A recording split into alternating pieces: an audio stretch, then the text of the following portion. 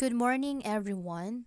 I am Miss Bern Evangelista Vicente, BSED 3 major in English, from Malig Plains Colleges Incorporated.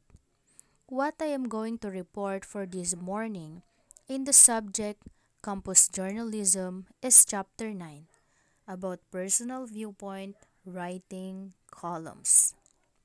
So, let's start. When you're given a newspaper column, you're not being paid to sit on a fence and scratch your chin and say, on the one hand, this, and on the other hand, that. You're getting paid for your opinion by Carl Hyacin. Newspaper column is of great significance due to the information it can provide to people, which might help them in everyday life. When you are chosen to be given a newspaper column, you aren't given payment without doing anything to fill it up. You are paid for your effort, patience, and intelligence. Column writing, its nature and concepts. Column writing, the column endows the writer with an opportunity to be involved in it, whatever the observation, experience, and knowledge the writer has about a specific topic or subject. Its nature and concepts. So, nature means the inherent character or basic constitution of a person or thing, while concepts are the fundamental building blocks of our thoughts and beliefs. Columns. Many young writers prefer to write such rather than straight news or features. Columns uses a byline, expresses an opinion of an individual. In addition, lots of young journalists are in favor of writing columns than straight news or features. Maybe it's more than easier doing such than students thought. Features are too difficult and challenging, while straight news is not that kind of having beauty that attracts readers to sit and read such. Straight news, deemed to be boring, covering press conferences, reporting who said what. So, straight news is believed to be full of restlessness, or what they call boredom. Feature stories involve too much reporting, require discipline to follow a set structure. So, feature stories deeply focus on narration, description about a particular subject by which it demands instruction to go on with set structure, making it more decent to read. Columns, which are essentially opinion pieces, are much freer, therefore easier, or so it seems. Straight news. Anybody can be trained to write. It is mechanical. So, meaning in straight news, no one is being restricted to be trained. Or meaning, everybody, anybody, anyone has all the right to be trained on how to make or on how to write. So, feature articles, though somewhat formulaic, are harder. They require good writing. Feature articles are too difficult due to being formulaic, meaning a type of written material that has a plan or method for doing or achieving something. Column writing, Hardest type requires good thinking. So, column writing is the most difficult type of writing, for it needs sensible thinking, having valid and well founded ideas. To write a good column requires more than just the ability to articulate an opinion. To write a good column, it needs more excellent skill in enunciating words, ideas. Your opinion must make sense, provide insight, and be convincing. You must do all this in an entertaining way. Requires you to be almost like a lawyer. So your opinion must be sensible or substantial, by which might help people discern or appreciate such in easier way. Provide insight. It is the act of apprehending the inner nature of things or of seeing intuitively and be convincing. What a writer presents should try to convince his or her readers to agree.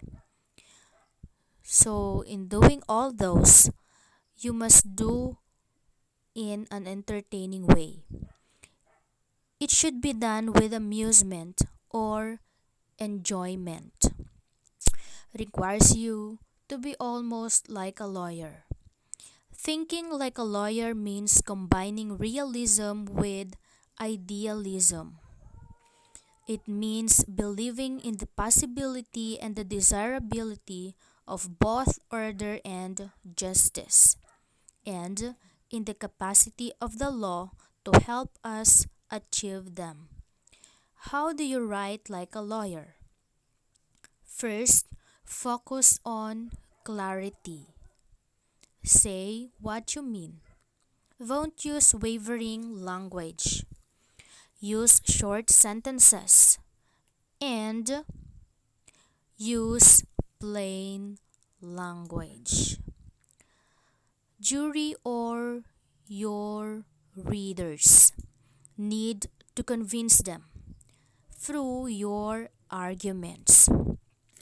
So, jury or your readers, you need to convince them. To personal jurors or to persuade jurors, you'll need to offer a thematic story throughout the entire case presentation. Client or your viewpoint is right. So, in convincing your readers or jury, you should tell them that your viewpoint is right. Client or your viewpoint, a way of looking at or thinking about something. Your viewpoint is the particular way you see the world or your distinct perspective on things. Shaping a power argument takes practice, requires both breadth and depth of knowledge, as well as to critically analyze a particular issue. So, in shaping a powerful argument, it really takes practice, and it can be broken down into three major components: premises, inferences, and conclusion. To construct a compelling argument, you should keep it simple. Be fair on your opponent. Avoid other common fallacies. Make your assumptions clear. Rest your argument on solid foundations. Use evidence your readers will believe. Avoid platitudes and generalizations. And be specific. Understand the opposing point of views. Breadth of learning refers to the full span of knowledge of a subject, while depth of learning refers to the extent to which specific topics are focused upon, amplified, and explored, as well as the ability to critically analyze a particular issue. To critically analyze or evaluate means break something down into its component parts. Provide your opinion on each part by asking the right type of analytical questions and support your opinions with evidence. So, is there a methodology for training someone to become a good thinker? No one is sure about that, but it helps you when you are well read, inquisitive, and willing to listen to various viewpoints. To become a better thinker, you should tap your emotions, but don't think under pressure. Consider alternative point of view. Challenge your preferences. Take long showers. Be skeptical of your memories. Don't expect to diet and finish the crossword. Study your mistakes, and so on and so forth. Inquisitive means you are tending to ask questions, having a desire to know or learn more. If you are someone who likes to write but does not want to do research or think deeply about an issue, forget about column writing, a writer said. So, before writing a column, think about purpose, audience, content, structure. These departments help you develop or write your column. This column can be shortened by cutting paragraphs from the bottom up.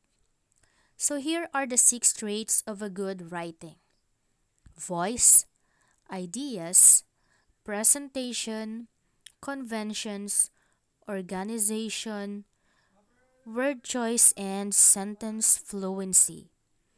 It creates a common vocabulary and guidelines for teachers to use with students so that they become familiar with the terms used in writing. Studying your role models help you develop your own voice. So in here, positive role models influence our actions and motivate us to strive hard and improve what it needs to be improved. Several established columnists follow the work, analyze their writings to discover how they project their arguments, how they make effective use of anecdotes, quotes, and statistics. So, being a columnist means a bit different to someone that it did growing up. A columnist is a person who writes for publication in a series, creating an article that usually offers commentary and opinions. Columns appear in newspapers, magazines, and other publications, including blogs. They take the form of short essay by a specific writer who offers a personal point of view. The following are the qualities of a columnist or a column writer: highly educated, well versed in language, well read, has sense of humor, quality reporter, has complete knowledge about laws and ethics of journalism, has honesty and integrity, and knowing the players, manipulators, advertisers. Anecdotes is a short story about a real person or event, usually serving to make the listeners laugh or ponder over a topic. Generally, it will relate to the subject matter that the group of people is discussing. Quotes: a quotation is the repetition of a sentence, phrase, or passage from speech or text that someone has said or written. In oral speech, It is the representation of an utterance, an example of something that a speaker actually said, that is introduced by a quotative marker, such as a verb of saying. Statistics. It is the science concerned with developing and studying methods for collecting, analyzing, interpreting, and presenting empirical data. Any measurement or data collection effort is subject to a number of sources of variation. From there, you can learn the tricks of the trade. Eventually, develop your own distinctive voice and style. So, clever ways of operating a business or performing a task or activity, especially slightly dishonest or unfair ones. So, that explains the tricks of the trade. So, here are the 5 steps to find your writer's voice. Determine your point of view. Pick a consistent voice for your narrators. Think about sentence structure and word choice. Find a balance between description and dialogue. And write all the time. So, difference between voice and style. Voice means the unique worldview and word choices of the author. Tone means the attitude conveyed in the writing, and many encompass formality, objectivity, intimacy, and similar aspects. While style means the mechanical or technical aspects of writing, and may be specific to the requirements of the subject or topic. Column writing, very different from other forms of writing. Unlike straight news and feature writing, columns have dedicated readerships. So readership is practically always larger than circulation because of passed on readers. In other words, each copy sold is normally read by some people as well as its buyer. So, columnist develops a following because his or her readers feel they can gain knowledge, insight, entertainment from reading his or her writings. So, knowledge are facts, information, and skills acquired by a person through experience or education. Insight, the capacity to gain an accurate and deep intuitive understanding of a person or thing. Entertainment, an event, performance, or activity designed to amuse others. It is a great honor to be given a regular column. However, remember, to do it well requires a great amount of dedication to the craft. Lastly, be ready for criticism. If you can dish it out, you have got to be able to take as good as you got. When you take a strong stance on anything, there is bound to be someone offended by what you write, and they will write to you, often in less than polite language, to let you know exactly what they think of you and your opinions. It goes with the territory. So, here are the types of column. First, editorial or news commentary column. It comments or interprets timely subjects. Other columnists writing this sometimes make use of short paragraphs on several topics. It may treat one subject per issue. The sources are current news, commendable undertaking or accomplishments, observation, interview, and investigation. So, editorial is the leading article. It is an article written by the senior editorial people or publisher of a newspaper, magazine, or any other written document, often unsigned. It tackles recent events and issues and attempts to formulate viewpoints based on an objective analysis of happenings and conflicting or contrary opinions. An editorial is predominantly about balance. The three elements are introduction, purpose, and the closing. Second, variety or humor column.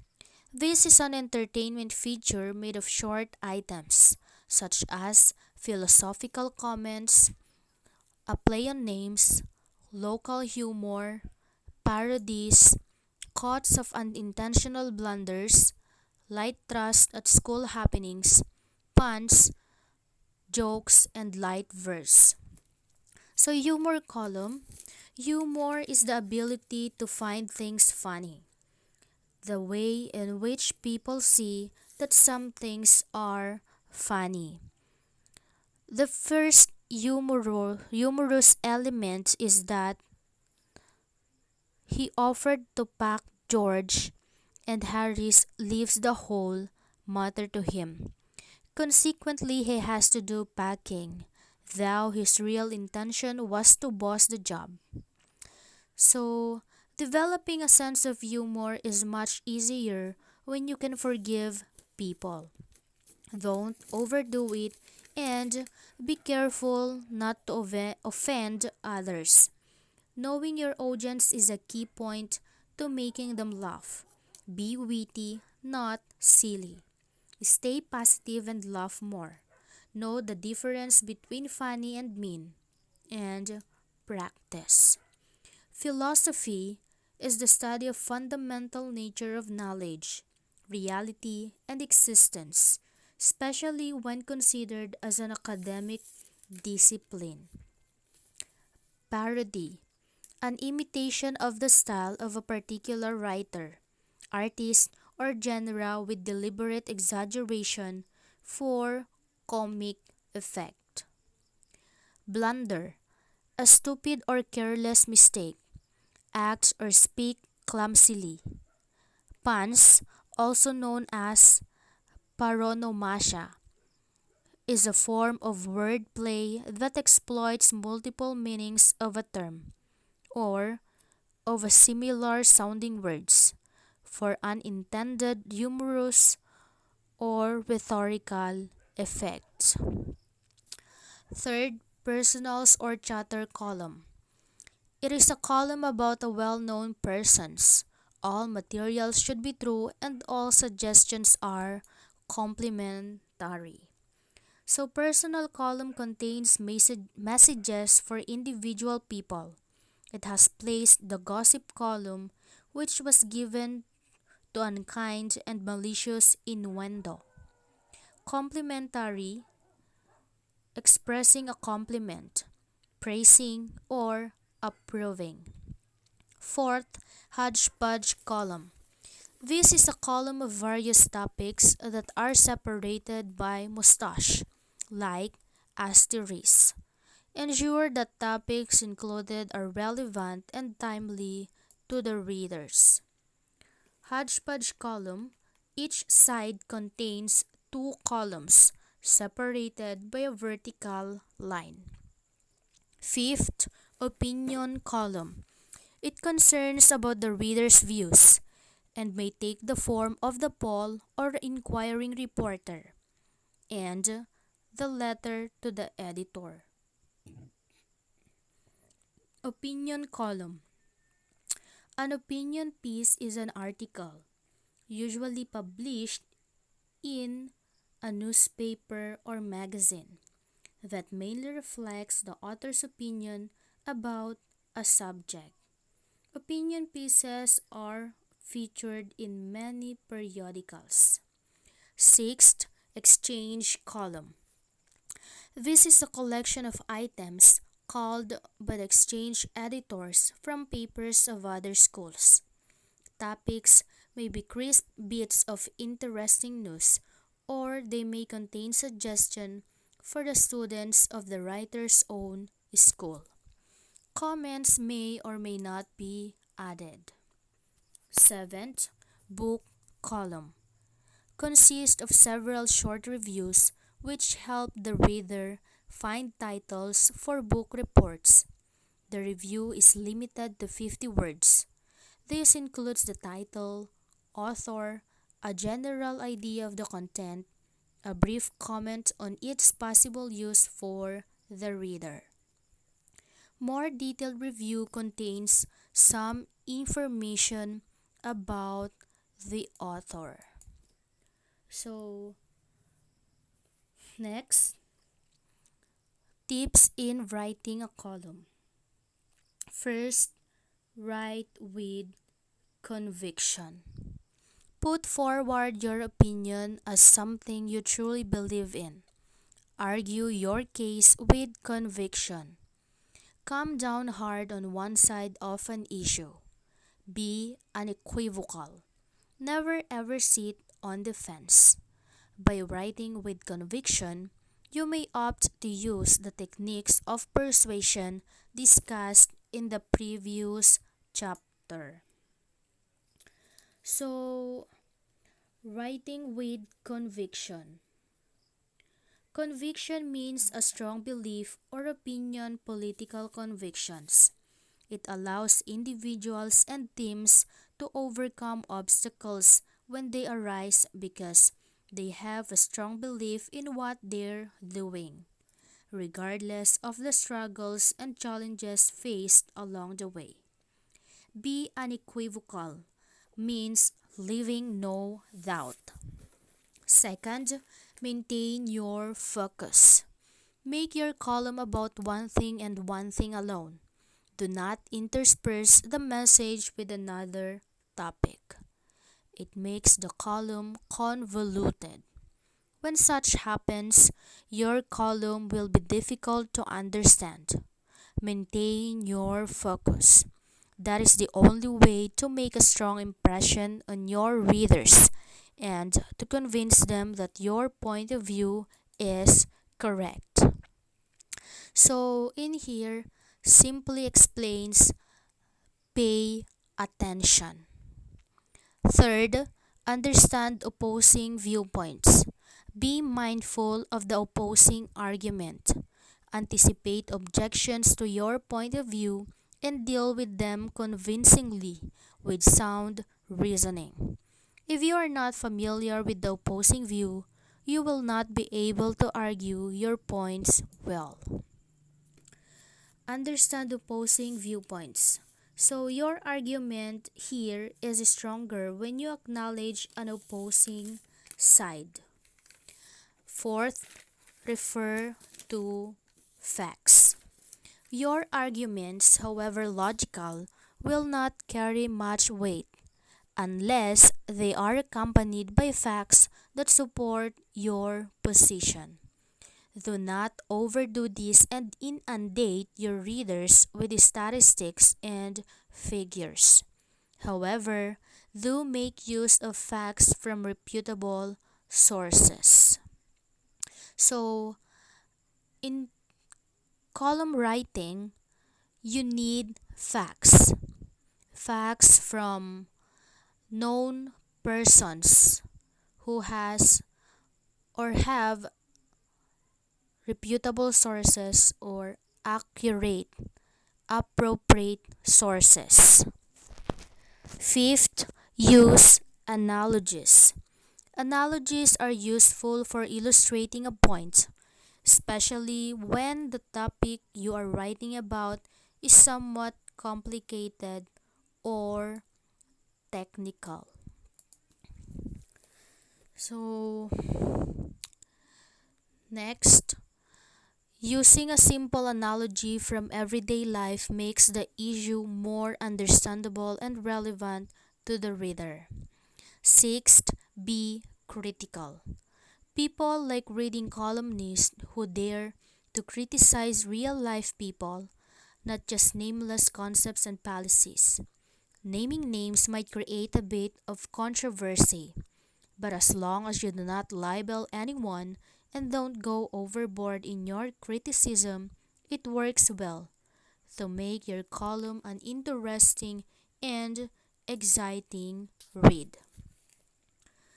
So, timely means it is done or occurring at a favorable or useful time.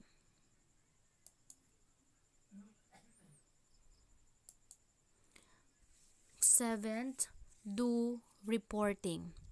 It is possible to write columns without doing any reporting, but the best columns typically involve some form of reporting.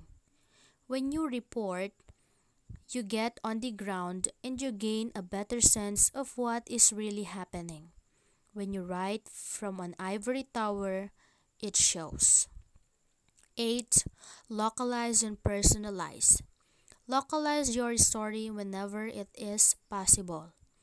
Also, tie it to some personal experience, yours or that of someone you know. This makes an otherwise esoteric and distant topic more real, relevant, and memorable to the reader.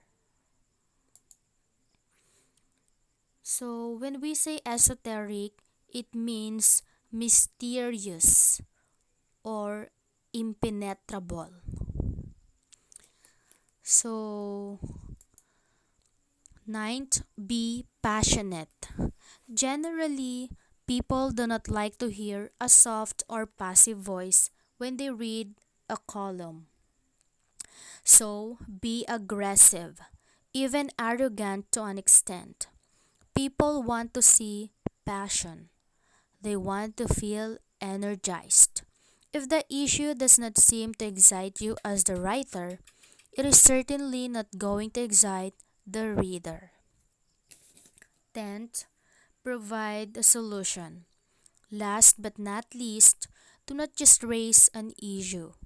Columns that criticize certain policies but offer no solutions are useless. People read columns because they want to gain insight and answers. If you do not provide those, you have failed as a columnist.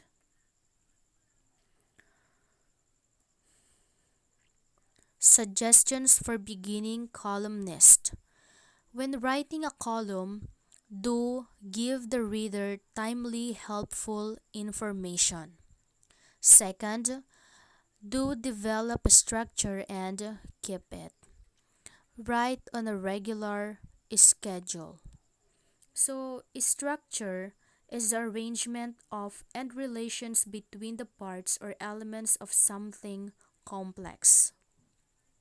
Third, do write simple and short sentences and paragraphs. Fourth, in personal columns, do use local names and places. Local names, used only to refer to the object with it, is associated from within the program in which the local name is declared. Fifth, do let others speak for you by use of quotes and references. References specify how a source can be found in your bibliography. Sixth, do learn the difference between a column and a news story. So, news stories have the byline of the reporter and will not reflect the opinion of the reporter. When writing a column, do not use technical or complex words. So, technical words, words that have specific meanings in informational text, such as science, mathematics, or social studies.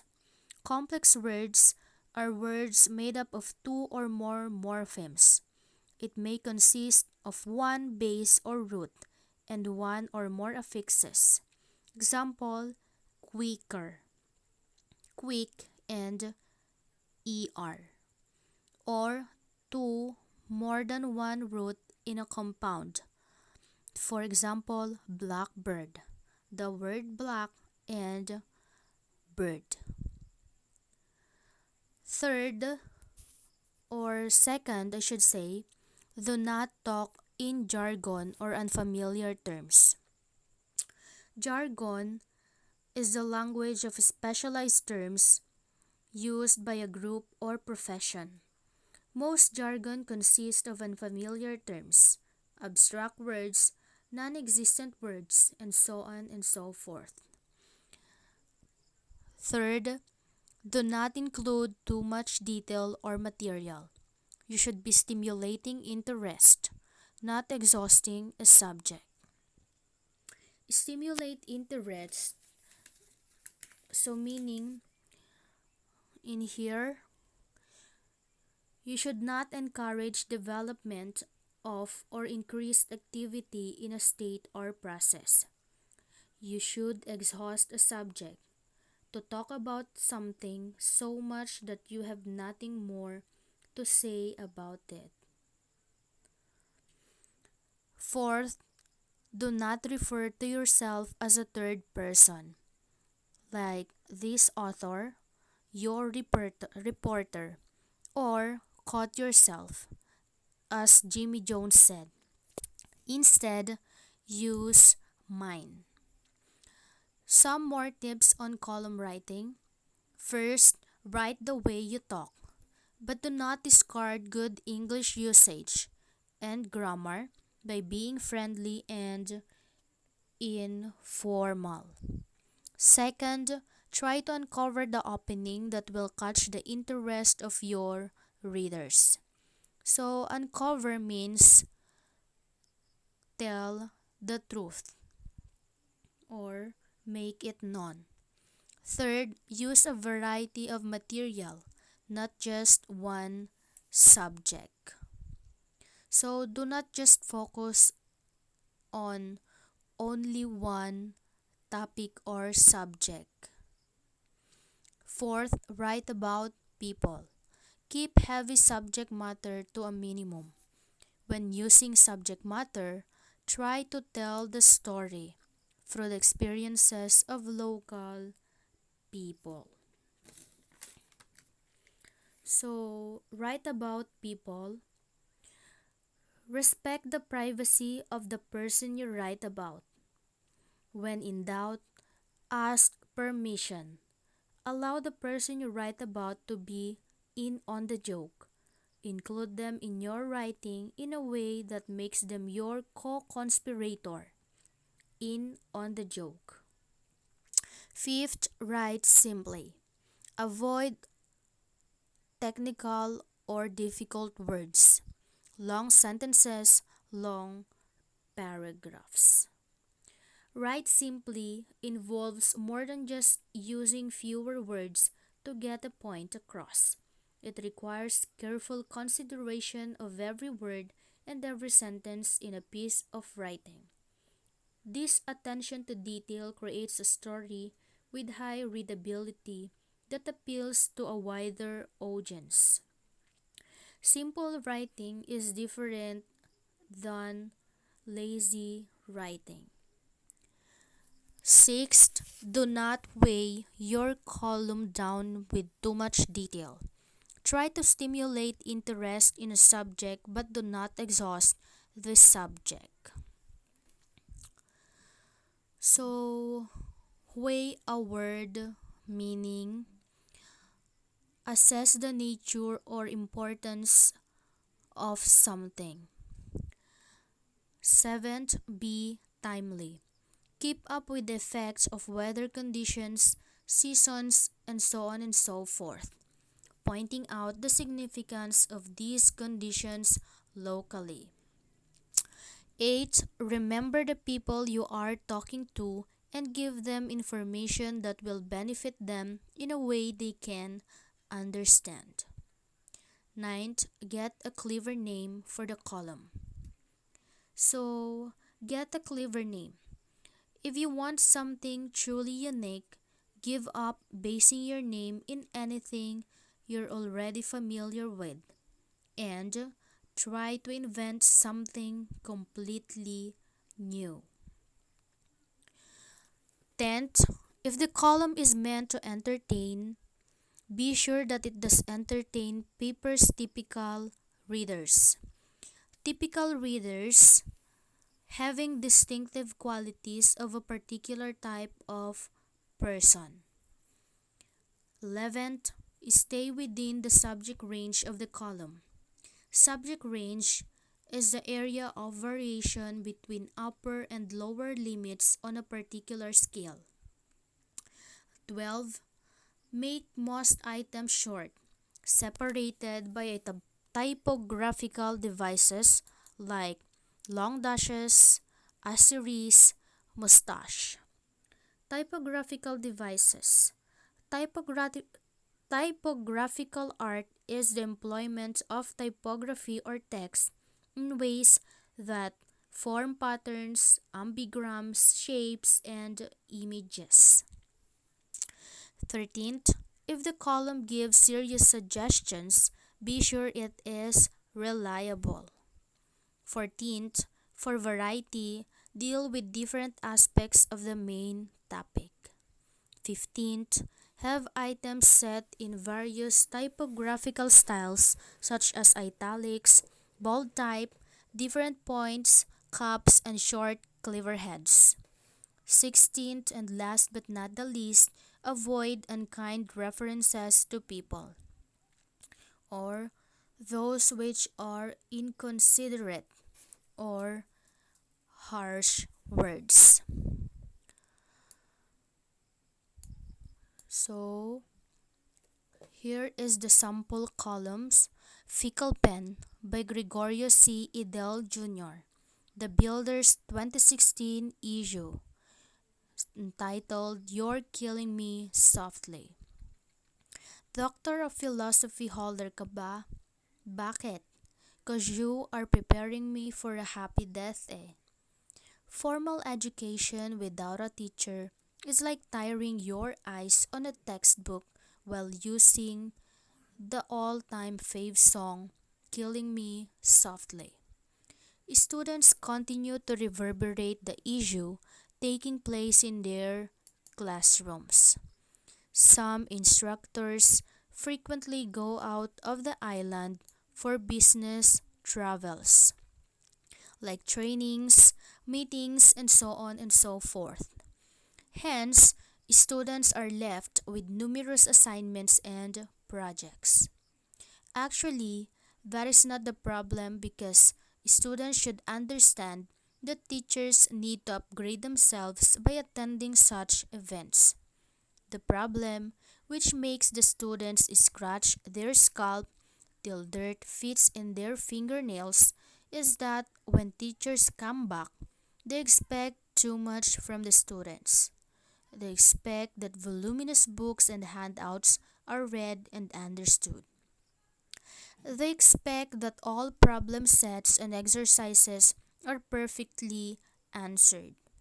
They expect that the students do perform best on their exams covering the topics which they did not actually discuss. Teachers indeed are great transformers at some point. This kind of mind molders is transforming students to becoming Miriam Santiago who uses to shout, "Wah!" in the Senate. Students are transformed, they shout, "Wah!" in school.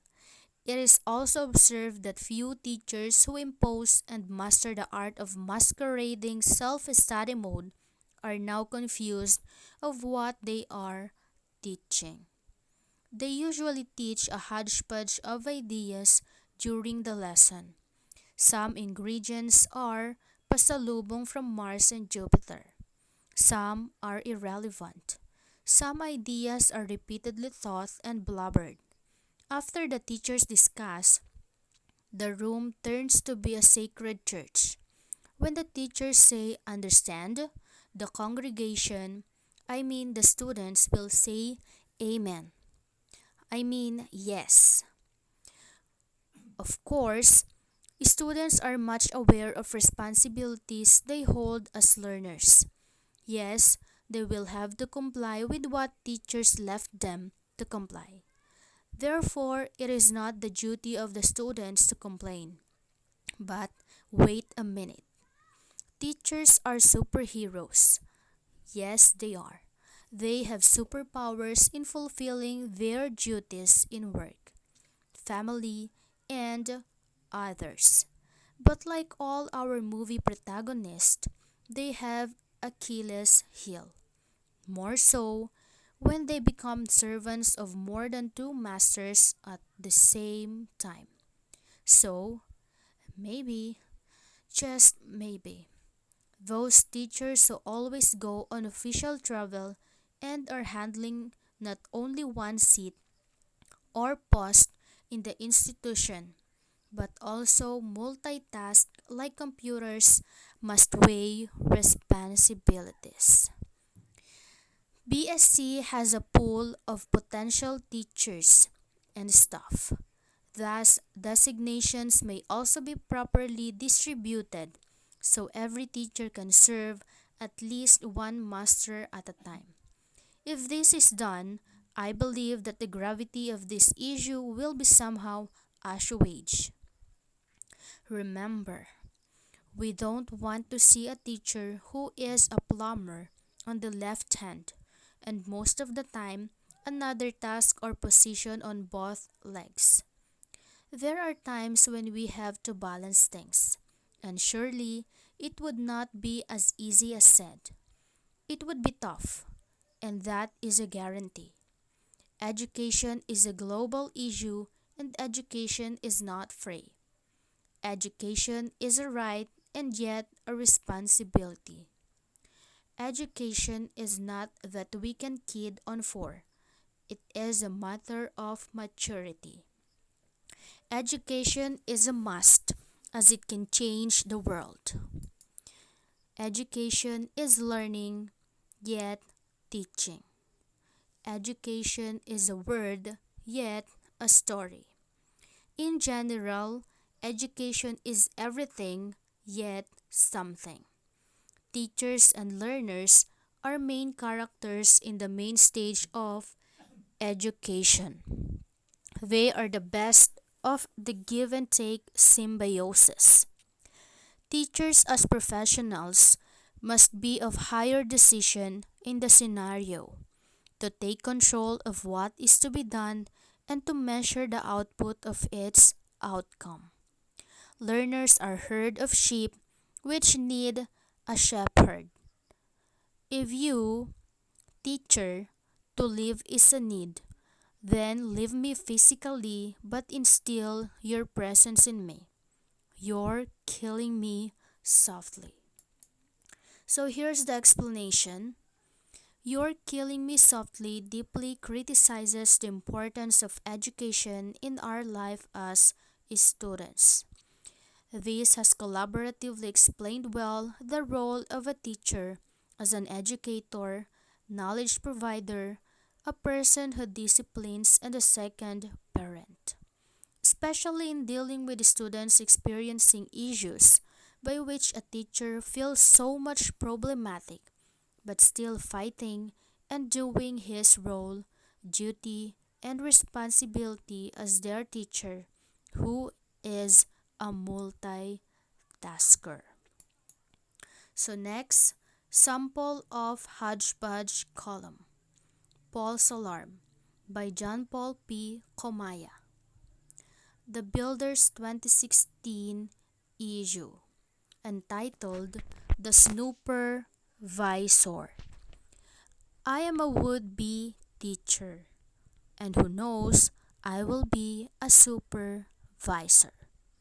However, since I am still an apprentice to the profession, let me be a snooper visor. Here are the things I scoped and snooped. Krg, krg. Someone's phone wants to steal time from the instructor in front. The silent yet powerful vibration of cell phones is loud temptation for the student to focus on the message, not of the teacher, but of the phone itself. For the past 2 years, I have observed this very common scenario along with the campus routine. Cell phones are not bad at all, but it depends on how use it. Cell phones may be students' best friends or worst enemies. Lola ni Dora is right in repeatedly yammering sa tamang panahon. Hence, students should discipline themselves by using their cell phones sa tamang panahon. Lately, I heard my co-students bellyaching about the remedial classes or just repaying the time when structures or instructors should be in school while they are on business travels. Perhaps some students do have work, but can they not sacrifice even a day or two for remedial classes? Come to think of it, the time they spend for remedial classes should be used for their leisure or respite mode. But see, they are still generous that they use it for the sake of combating our ignorance. With this, we should be the ones thanking them for doing their job beyond the call of duty. How heroic! Isn't it worthwhile to give them a smile of thanks? Of course, students will always be the type or top priority of the college, but we should not be bossy. We can be called boss in a way that true managers have the most dominant duties and responsibilities for the betterment of our institution. True bosses value time. Then, why do come late? How about the missed topics? How about the knowledge they could have learned in that period? Kaya naranan kapachinanawu ang pauruyun dana. Right? Mang bayu uras. Let us study harder, not just study well.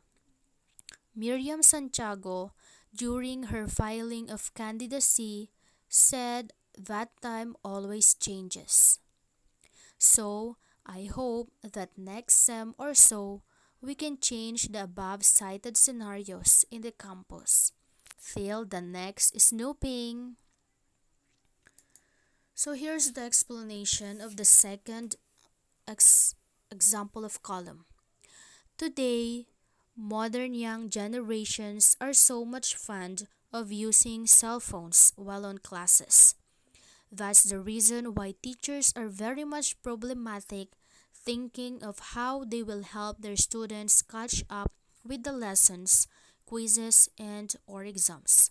When this behavior of students continues to happen, this will start a huge and challenging problem in which teachers, learners, patience, and collaboration are indeed in need to resolve such problem.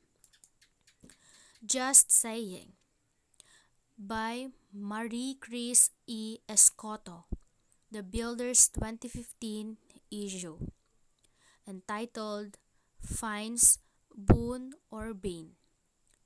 If love makes the world go round, is the school not a part of the world?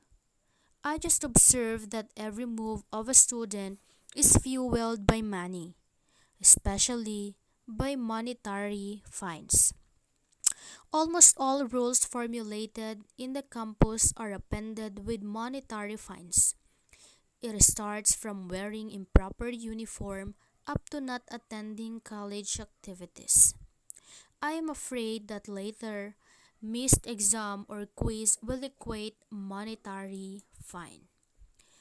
Are our student leaders not aware of the fatal disease our wallets and purses suffer? Yes, the most of the students are in dire need.